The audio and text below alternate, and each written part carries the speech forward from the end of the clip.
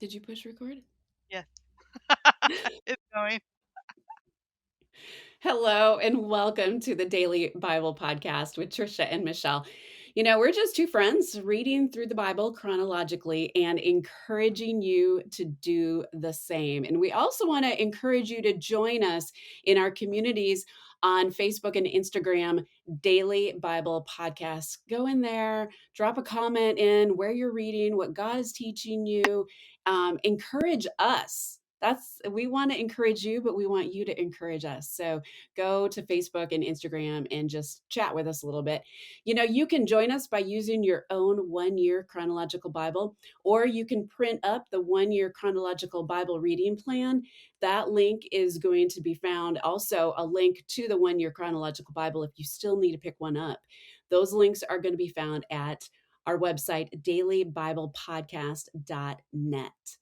So the passages in the Bible that we read today are Genesis 21 verses 8, Genesis chapter 22, and then 23. And then we went back to Genesis 11 verse 32, and then we jumped back into Genesis 24 and we read verses 1 through 67. And guess what today? It's all about more family drama. I think when you have any It just family, seems like well, yeah, it makes my family feel normal now. I always exactly. thought my family wasn't normal, but now I'm like, okay, we're normal. Yeah. So, yeah, just 2 days ago, the plot was revolving around Abraham and Sarah and Hagar. And Mhm. so it's like, these are the days of the patriarchs' lives with I all, love that. with all the drama. Leave it to the author to come I up know. with something like I that. know. That's cool. These are the days. These are the days of the patriarchs' lives. Okay, so when the time came, oh, first of all, they have baby Isaac. They finally have their promised child, and then came the Mm, time for Isaac to be weaned. And I think this was a party. I don't know. We don't do that in our culture. But I mhm, guess when they're weaned, they celebrate. But Sarah saw Ishmael, who was quite a bit older than Isaac, and Hagar's son was making fun of her little boy. And she did mm. not like it. She went mama bear, and It hurts. it hurts, it hurts. And she demanded that Abraham kick out Hagar and Ishmael. So even though Mm, that God had uh, gave them their son, there's still this drama.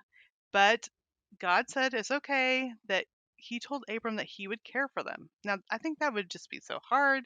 Now, here she is again. She'd already ran away the first time and was in the desert, but now she has a child. And I think that just makes things worse when she not only has herself to think about, but her son.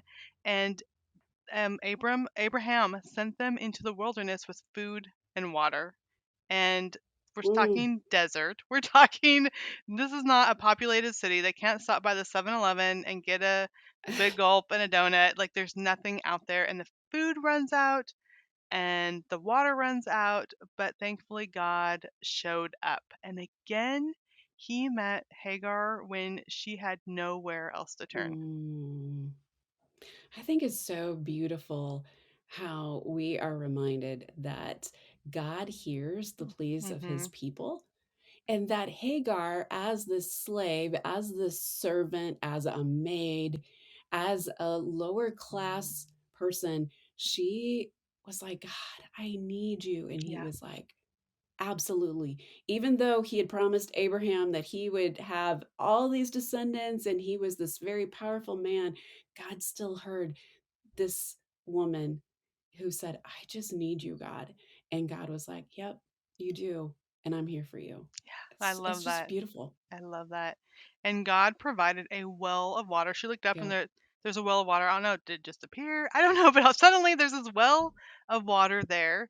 And I love this because Genesis 21:20 says, and God was with the boy, speaking of Ishmael, as he grew up in the wilderness. So even though he wasn't the promised child, Isaac, God was with him. So then we Mm, go back to Abraham, and he became so powerful that Abimelech, which is actually the generic name for the king of the area, so it's not like a person's personal name, it's just like the king, came to Abraham and he wanted to make a treaty with him. This guy is powerful, he has lots of possessions and people. And the treaty was important because later we're going to see in chapter 23, when Sarah dies, Abraham is able to negotiate for a cave to bury Mm, her. So this actually benefited Abraham too when Abimelech came and made a treaty. But in between these two peace talks, from the time that Abimelech from the time it's a that hard name. it is It's so a hard hard. name. From the time that Abimelech came and wanted to make a treaty to the time that Abraham bought a cave to bury Sarah, in between those two peace talks, God tested Abraham's faith by asking him to Mm. sacrifice his son Isaac. That had to have been so hard. Okay, Can you imagine? no, I cannot imagine.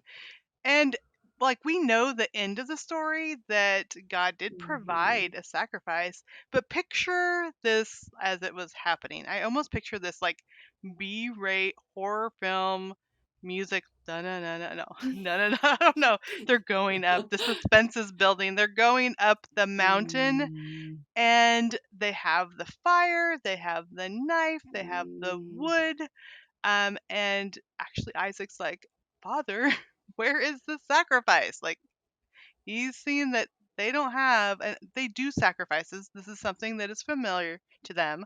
So he would know that an animal needed to be sacrificed, and there's no animal as they're going up the mountain. But um, Genesis 22:8 sums it up, that the whole point is when Abraham tells Isaac, God will provide a sheep for the burnt mm, offering, my son.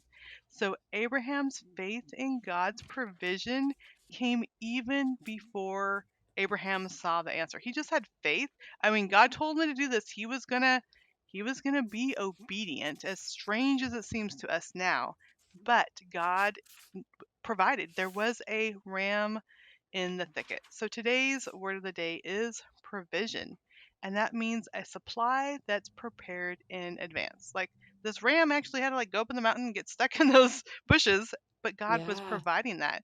And in this case, the provision was the ram for the sacrifice instead of Isaac, which I'm sure Isaac was very excited about, but God was the one who provided it. And then we also see provision with peace of the rulers in the area and their relationship with Mhm, Abraham. He provided this relationship so that Abraham can have a cave to bury Sarah after her death. So God knows what we need before we need it. And I just love that. I mean, he so many times has provided things that I didn't even realize I needed. Then later I can see that God's hand was in it all the time. and it's amazing when we step back and just maybe take some time to quiet our hearts Hmm. and look for those provisions. And then all of a sudden we realize that the provision we've been waiting for, like Abraham waiting for Isaac, God needed to do some work behind the scenes, and there had to been other players to come forward, and other people's lives had to been changed, and just different things like that, that when we take time to sit down and think through God's provision, we do see it more clearly, and we see that sometimes it does take a little bit of time, but yet he is preparing things for the right time, for the perfect time. I love that. It makes me think of this house that we bought. We looked at a lot of houses, and we put the offer actually in four different houses that were a lot smaller. That we thought this would be perfect, and then there'd be like, we'd be outbid, and we're like, "What is happening?" This Yeah. was 8 or 9 years ago, and then we said, "Well, we don't know why we need 6 bedrooms, but my grandma lives with us. My husband now works from home. And then we adopted more children. So God saw the provision. Those other four houses would not have been big enough to provide for our family. So at first we were discouraged, like, why does this keep happening? Even our realtors, like, I've never had Mhm. clients at four houses in a row. They put bids on and they've fallen through. And at first, this house seemed too big, like we didn't need all this room. And then, because God called us to adoption, we filled those rooms to overflowing. So again, Mhm. it's those moments where we may not realize what God is doing, but He always provides. Now, so the application for all of us is, remember that God knows your needs before you need them, and Mm. remember His faithfulness. And I love this quote by Todd Wagner. It says, worry is believing that God won't get it right. So I think so many Mm, times we can worry about things instead of trusting in his faithfulness because what if this happens? What if that happens? Or this house is too yeah. big? I don't know. And then realizing that God will get it right and he will be faithful. I think it's so important, Trisha, to remember. We need to remember that God, He knows our needs. He knows our hearts. He knows what's on our minds, but He knows what our needs are and what we need to get through Hmm. that day, whether it's an emotional support, whether it's financial, whether it's physical. He knows that. And we need to walk in the faithfulness that He will provide for us. There was one thing I wanted just to mention that I learned in this reading, and it was in verse, let me see, where is it? It was in verse 25 of Genesis 21. And it was talking about the treaty with Abimelech. Hmm. And it says, Abraham complained. And I sat there and I was like, that doesn't sound like Abraham. Yeah. I Why are haven't you complaining? that doesn't what did he complained? And so I thought I didn't know if it was the translation that we're using.